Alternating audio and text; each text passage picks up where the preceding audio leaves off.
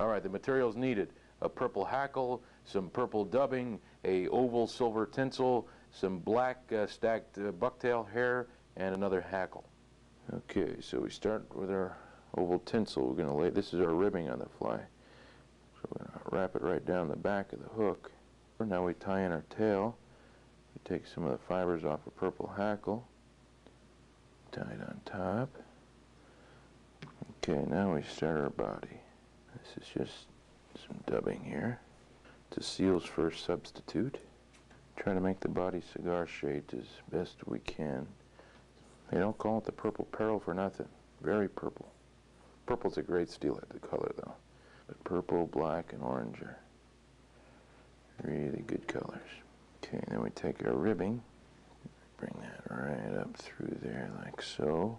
So now we take this hackle. This is for the collar. We want to make sure we get this anchored in there well. Turn it around, hold the hackle back so it lays down for us. Here's our platform for our wing. Now we take our stacked bucktail, lay it down, wrap a thread around it, and make your head.